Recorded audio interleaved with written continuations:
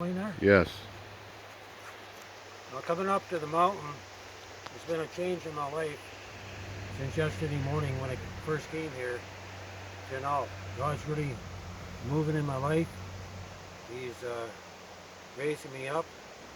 He's walking in me. I'm walking in Him, and He's giving me a message, a sword message to go out to His people. And Jesus is saying that right now this is your last call, your last and final call to get into the ark. And if you receive it, if you receive the message that the Father placed it in my heart to give you, then it's going to be like honey in your heart. But if you reject it, it's going to become bitter. It's not going to taste very good. We're at the time Jesus is calling for His bride. He's calling forth for His soldiers that are wounded on the battlefield. He's calling forth for the backsliders. He's calling forth for all those that hear this message, that this is the last call. This is the final call, that the door to the grace of God is closing. And that's what, last night I was listening to Maurice Sklar, and he's talking about these golden gates, and he saw these golden gates close.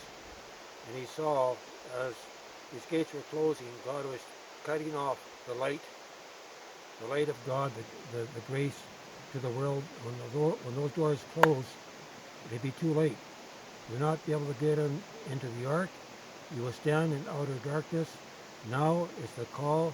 Now is the time for everyone hearing this message to get your heart right, to turn your life fully back to Jesus, and to get on the path and learn to not just to have your minds full of His Word, because we're in the time you can be full of God's Word, but if you're not walking it out, if you're not allowing the cross of Jesus Christ to crucify you,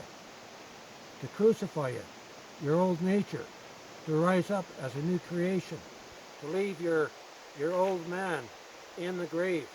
That's the call that's going out now. God's calling His sheep, the lost sheep, into His pasture, into the kingdom.